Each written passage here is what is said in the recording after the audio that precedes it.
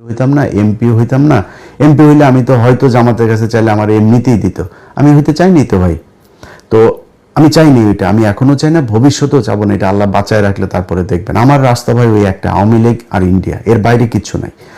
কিন্তু উনি তো প্রধানমন্ত্রী হইতেন, যিনি প্রধানমন্ত্রী হইতেন সেই ব্যক্তি মানে এত ঠান্ডা মাথায় আমার সাথে বলতে পারেন যে ইলিয়াস, আমরা ওই সময় কিছু করলে দেশের অবস্থাটা খারাপ হইতো। আগে বলেছি, আল্লাহর কসম করে বললাম যে এতটুকু স্যাক্রিফাইস উনি করেছেন। তো সেই মানুষগুলোর জন্য আপনারা মানে ন্যূনতম সৌজন্যতা বোধ, সহযোগিতা, সহমর্মিতা দেখাইতে পারবেন না? এদেরকে আক্রমণ করে কথা বলতে হবে। চারিদিকে যে অবস্থা, সেই ৭১ রাজাকার টাজাকার এইসব বলে কথা বলা, যে বডি ল্যাঙ্গুয়েজে আপনার গত ২-৩ দিন সালাউদ্দিন, আমির খসরু আর হলো গিয়া এই মির্জা ফখরুল কথা বলেছে ভাই, এটা যদি এই চেহারা যদি তাদের আজ থেকে ৫ বছর আগে দেখতাম, প্রশ্ন নিয়ে আসেন আওয়ামী লীগের বিরুদ্ধে এত ফাইট করতাম, নিজের পরিবার সবাইকে এত বিপদে ফেলে দিয়ে কখনই করতাম না। তো যাই হোক, আজকের এই ভিডিওটা যে কারণে আপনাদেরকে কথাগুলো যে কারণে বললাম সেটা হচ্ছে যে ভাই, আপনারা ক্ষমতায় এসছেন, দেশ চালান, কোনো সমস্যা নাই। আপনাদের যে মন্ত্রিসভা গঠন করেছেন, এই মন্ত্রিসভা আমরা এদেরকে আগেই চিনি। ধরেন একজনের কথা বলি, এই যে ইকবাল হাসান মাহমুদ টুকু, তাই না? এই ইকবাল হাসান মাহমুদ এই বদমাইশ না? সেই যে বিদ্যুৎ চুরি করেছিল, যে বিদ্যুৎ খাতে যে লুটপাট করেছিল, এই বদমাইশই তো। সেই বদমাইশরা আবারও আপনারা সেই বিদ্যুতের খাতেই দিয়েছেন। আপনার এই চোর, আপনার সালাউদ্দিন, তারা স্বরাষ্ট্রমন্ত্রী বানিয়েছেন। এরকম আরো অনেক চোর আছে, যে চোরেদেরকে আপনারা আবার বসে, কিছু ভালো মানুষও আছে। এই যে আলতাফ হোসেন চৌধুরী, এই লোকটা যদি আসতো ইতে অনেক ভালো লাগতো। ওই যে সাকা চৌধুরীর ছেলে হুমাম কাদের চৌধুরী, উনি যদি আসতো অনেক ভালো লাগতো। নতুন ইশরাক এসেছে, একটা ভালো পছন্দ। তারপর এরকম আরো অনেকেই ছিল যাদেরকে আপনারা আনতে পারতেন। এটা আমাদের আলোচনার বিষয় না যদিও, কিন্তু এখানে যে চোরগুলোকে এনেছেন, এই চোরগুলো দিয়ে এই যে মির্জা কি বলে ফখরুল ইসলাম আলমগীর, এই মির্জা ফখরুল ইসলাম আলমগীরের ভাই তো মনে করেন এখন লুটপাট করে মানে অস্থির বানায় দিবে। আপনার হাতে রিজার্ভ আছে কত ভাই? রিজার্ভ কত? ডক্টর ইউনূস তো তেনা তুনা পেঁচায়া, আকুর বিল বাকি, আদানির বিল বাকি, বিশ্বব্যাংকের বাকি, কিস্তি বাকি, IMF এর কিস্তি বাকি, বিভিন্ন বাকিটা কি করে শেষের দিকে এসে আমরা $29 বিলিয়ন রেখে গেলাম। এই $29 বিলিয়ন ভাই, এই রোজার পরই অবস্থাটা দেখেন না। অলরেডি ডলারের দাম ঊর্ধ্বমুখী। আজকে জ্যাকসন আইটি গিয়েছিলাম, দেখলাম যে আমি গত ৩-৪ দিন আগে জ্যাকসন আইটি গিয়ে দেখলাম কত যেন আজকে তার চাইতে $1 বেশি। তো ডলারের দাম বেড়ে যাচ্ছে। তারপরে জিনিসপত্রের দাম, এখন এই যে রমজান এসেছে, জিনিসপত্রের দাম বাড়ানো, নানান চ্যালেঞ্জ সরকারের হাতে। তো এই যে জায়গাগুলো, আপনারা এমনিতেই তো ভাই অস্থিরতার মধ্যে থাকবেন, তার উপরে এসে আবার এখন রাজনৈতিক যে বিরোধী দলটা আপনাকে সহযোগিতা করতে যাচ্ছে, সেই বিরোধী দলটাকে আপনি খোঁচায় আবার সেই ৭১-৭২ এসব ৭১-৭২ ট্যাবলেট বাংলাদেশের মানুষ আর খাবে না। আপনার ওই যে ইয়েতে ৩২ নাম্বার ভেঙে দেওয়া হয়েছে না, ৩২ নাম্বার আবার ওইখানে ওইটার করেন, যেহেতু আওয়ামী লীগের অফিস টফিস খুলে দিচ্ছেন, তো ৩২ নাম্বার আবারও মেরামত করেন, আবারও ভাঙা হবে। এটা নিয়ে কোনো ডাউট নাই। এইভাবে আপনারা যদি নাকি আওয়ামী লীগকে রিহ্যাবিলিটেট করতে চান, করতে পারেন, করে যান, দেখেন কতটুকু আওয়ামী লীগ আর আপনারা সব এক হইয়া তারপরেও জামাতের সাথে ৫ বছর পরে লাগতে আইসেন, দেখেন তারপরে জামাতের ভোট কত আছে আর আপনাদের দুইটারে মিলায় ভোট কত আছে। তো যারে জুতা দিয়ে পেটাইলেও যার লজ্জা হয় না, তারে তো আর থাপড়ায় লাভ নাই, তাই না?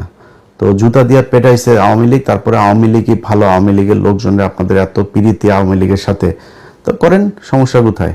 আপনারা চালাইতে থাকেন আওয়ামী লীগের নিয়ে, মানুষ এগুলি দেখছে।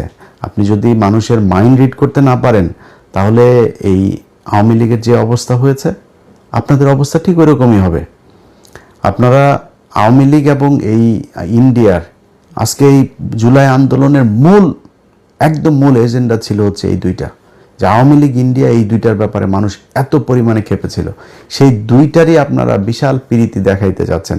মন্ত্রী পরিষদটা আমি যদি নাকি নাম ধরে বলি, ওনার তো সব প্রভাবশালী লোকজন, তো আর নতুন করে আর বিতর্ক বাড়াই না, বাট আমার কাছে মনে হয়েছে যে একদম ৮-১০ জন একদম ইন্ডিয়ার মানে পয়দা করা মন্ত্রী এখানে বানানো হয়েছে, একদম চিহ্নিত ইন্ডিয়ান রয়্যাল এজেন্ট, তাদেরকে এখানে মন্ত্রী পরিষদে বসানো হয়েছে। সো সেই মানুষগুলিকে নিয়ে আপনারা বাংলাদেশের মানুষের সাথে তামাশা করলেন, জুলাই সনদই করলেন না, করতে থাকেন, সমস্যা নাই। এই পৃথিবী শুধু 5 বছরের জন্য না। আজকে আপনারা যেই চেয়ারে বসে আছেন, এই চেয়ারে আপনাদের যে বহু প্রতাপশালী শেখ মুজিব ছিল, বহু প্রতাপশালী শেখ হাসিনা ছিল, আজকে তাদের অবস্থা কোথায়? শেখ হাসিনার দিন কাটে এখন, আগে 2-1 বোতল খাইতো, এখন মনে হয় 8-10 বোতল ফেন্সিডিল খায়, তার দিন কাটে। কোথায় সে আওয়ামী লীগ? আর আওয়ামী লীগের লোকজনরে বললে তারপরে শেষ করি, ভাই তোদের যদি লজ্জা শরম কিছু থাকতো, তোরা আবার এখন ফেসবুকে করিস। ওই তারেক রহমানের মেয়ের একটা ভিডিও বের হয়েছে, সেই ভিডিও দিয়া তারপরে এক জায়গায় দেখলাম লিখেছে যে ওদের শেখ পরিবারের মেয়েরা নাকি বিশাল আকারের সম্মানিত, তারা নাকি জীবনে। তোদের শেখ পরিবারের একটার জামাই হইল গিয়া ইহুদি, একটার বউ খ্রিস্টান, একটার যায় আকাম কুকাম করিস ইন্ডিয়াতে, তোদের তো বাংলাদেশে কিছুই নাই।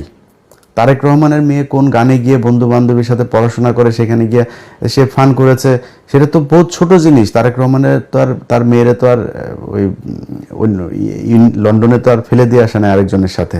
ওরা এটা নিয়ে করে। ওদের যদি লজ্জা শরম কোনো কিছু যদি থাকতো, ওদের যেভাবে জুতায়া বাংলাদেশের মানুষ পাঠিয়েছে, ওরা এতদিনে অন্তত মানে পায়ে ধরে হাতে ধরে মাপ চাইতো যে ঠিক আছে আমরা যা ভুল করেছি আর ভুল করব না। ওরা আবার ঘাট তাড়ামো করে এখনো ভাব মারে, ওরা আবার নাকি না করে তারপরে পোক্ত হয়ে বাংলাদেশের রাজনীতি শুরু করবে। তোরা আয়, তোদের জন্য তুই মনে করিস না যে এই বিএনপি তোদেরকে সাপোর্ট দিয়ে রাখবে আর বাংলাদেশের মানুষ সব মারা গিয়েছে? এত মারা যায়নি তো। এই জামাত শিবির আজকে যে অবস্থানে আছে না, এর চেয়ে আরো ভয়ঙ্কর, খুব ভার্নারেবল একটা পজিশনে থেকেও কিন্তু তারা এই দেশে ফাইট করেছে, পালায় যায়নি কেউ, রাজনীতি করেছে এই দেশে। এখন তো তাদের অবস্থা অনেক ভালো, চাইলেই উপরে ফেলা যাবে না, একদম নিষিদ্ধ করে এগুলি করে যাবেন। আওয়ামী লীগই তাদেরকে একদম একদম পরিপূর্ণ করে দিয়ে গিয়েছে। যাদেরকে এতদিন বলা হইতো যে রাজাকার ছিল, মুক্তিযুদ্ধের সময় জীবিত ছিল, সব ফাঁসি দিয়ে দিয়েছে। এখন কি বলবি? এখন এদেরকে রাজাকার বলবি, এদেরকে ফাঁসি দিবে, এদের বিচারের আওতায় আনবি, কিনে আনবি। চাঁদাবাজিও করে না, ধান্দাবাজি করে না, টেন্ডারবাজি করে না, মানুষের মেয়ে মানুষের দেখলে ইপটিজিং করে না, কিছুই করে না। তো তাদেরকে তুই নিবি কেমনে? আবার এই হাসিনার মতো ওই যে ইন্ডিয়ারে নিয়ে তারপর ওইভাবে, ওইটা অত ইজি হবে না বিষয়টা। এটা করতে আসলে সেই পরিস্থিতি কি হয় সেটা বাংলাদেশের মানুষ দেখিয়েছে জুলাই মাসে। যদি এরকম পরিস্থিতি আবার আসে, এই দেশের মানুষ আবারও রক্ত দেবে। রক্ত দিলে আমার মনে হয় যেই ভুল করেছে, যেই চোর বাটপার আন্তর্জাতিক ন্যাশনাল সব চোর বাটপারদেরকে বসাইছিল, ওরকম চোর বাটপার ইনশাল্লাহ আর বসবে না। একদম শুরু থেকে মানুষ বুঝবে। আমরাও মানে ওই খোলা পানিকে আমরা ওই যে দই মনে করেছিলাম, চুন দেখে আমরা দই মনে করেছিলাম, ওইটারে মনে করে তারপরে সবার কত প্রশংসা। আমি নিজেই বলেছি এই ইউনুসকে 20 বছর চাই ভাই। প্রতিটা উপদেশটা চুরি করতে করতে দেশটার একদম ধ্বংস করে দিয়ে গিয়েছে। তো এই ধ্বংসস্তূপ থেকে তারেক রহমান টেনে উঠাবে, এটাই বিশ্বাস। মন্ত্রী পরিষদ নিশ্চয়ই উইদিন 6 মান্থ বা 1 বছরের মধ্যে এটার পরিপূর্ণ একটা হবে। নিশ্চয়ই তারেক রহমান সেই জায়গায় নিয়ে আসবে। আর ভাই আপনারা যারা মন্ত্রী টন্ত্রী এমপি টেমপি আছেন, চুরি করার সুযোগ পাবেন, কিন্তু দেশের একদম ওই দেউলিয়া বানায় তার